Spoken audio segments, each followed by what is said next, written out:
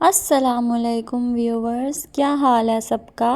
I hope कि आप सब ठीक होंगे, अपने घरों में खुश व खुर्रम ज़िंदगी गुजार रहे होंगे। अभी जो है वो सर्दियां ज़्यादा तो नहीं आई लेकिन स्टार्ट हो गई हैं दिसंबर में।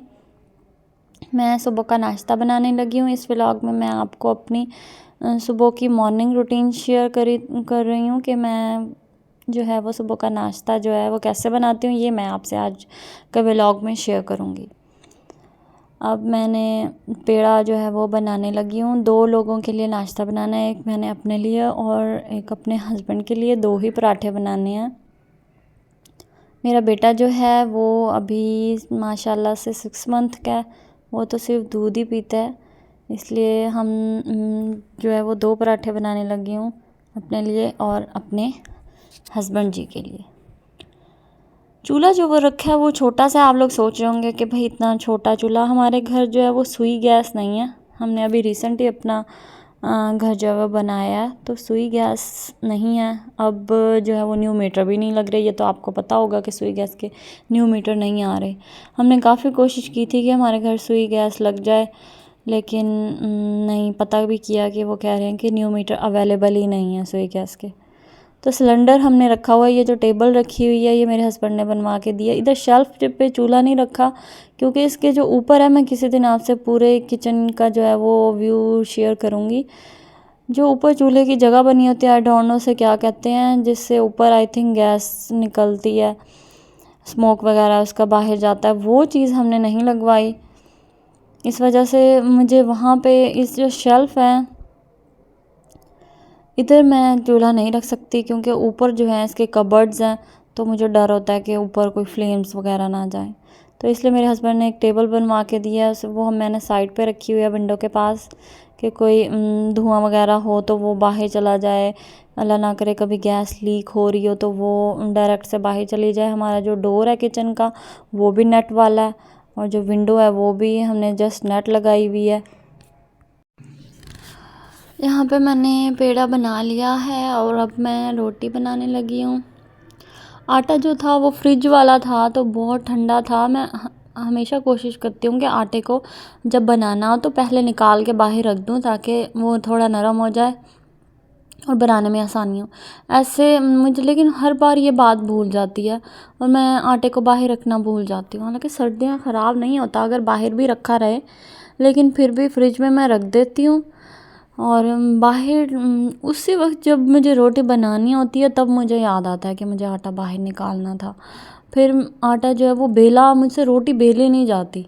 पहले देखा आपने पेड़ा, मैं उसको ज़ोर से दबाती हूँ, फिर उसे बेलने में मुझे काफ़ी टाइम लगता है। रोटी जो है वो बड़ी नहीं होती। कुछ लोग कहते हैं कि हाथ पे भाई हम बिल्कुल सीधी बना लेते हैं, लेकिन मुझसे हाथ पे तो बिल्कुल, मुझसे तो बेलने पे भी सही गोल रोटी नहीं बनती। हाथ पे तो बिल्कुल भी मुझे नहीं आती। मैंने स्टार्ट से ही बेलने पे ही रोटी बनानी सीखी है। अब देखें बार बार आटा जो है वो चिपक रहा है, कभी चिपक रहा है, कभी बड़ा नहीं हो रहा। इसका अगर फ्रिज से फ़ौरन निकाल के बनाओ तो यही मसले रहते हैं। अब मैं इसको भाई पकाने लगी हूँ। मैंने कैमरा जो है वो तवे की तरफ कर दिया है कि आपको उसका भी व्यू नज़र आए। एक तो मुझे तवे पे रोटी डालना बहुत डिफ़िकल्ट लगता है। मैं बहुत देख के रोटी डालती हूँ कि उसका कोई किनारा तवे से नीचे ना जाए। हालांकि मेरी रोटी इतनी बड़ी नहीं होती, मैं उसको जितना भी बड़ा कर लूँ वो तवे के बिल्कुल बीच में पड़ी होती है, बड़ी नहीं होती।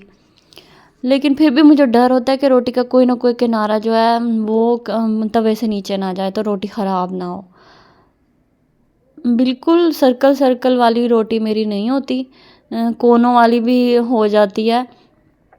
तो इसलिए डर होता है कि कोई कोना अक्सर नीचे चला जाता है और वो ना अजीब सा कच्चा सा रोटी की सारी शेप ख़राब हो जाती है, तो मुझे उसे कट करना पड़ता है फिर। इसलिए मैं आराम से देख कर डालती हूँ। जैसे कोई होते हैं कि ऐसे फटक से तवे पर डाल देते हैं, इस तरह मुझे नहीं आता। अब वो वाली जो है वो मेरी रोटी है, ये अब मैं अपने हस्बैंड के लिए बनाने लगी हूँ।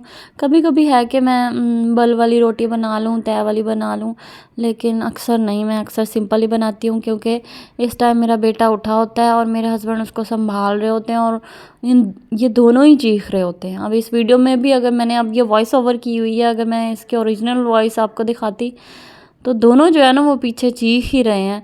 मेरा बेटा कहता है कि मुझे मम्मा उठाएं, या पापा उठा के फिरते रहें। और पापा का यही होता है कि भाई मम्मा जल्दी से फ्री हो जाएं और मम्मा ही उठाएं बेबी को। तो इसलिए मैं फिर फटाफट जैसे भी काम होता है उसे जल्दी जल्दी करने की कोशिश करती हूँ कि मैंने अपने बेटे को फिर सुलाना होता है, फीड कराना होता है। यहाँ पे अब मैंने रोटी बना ली है।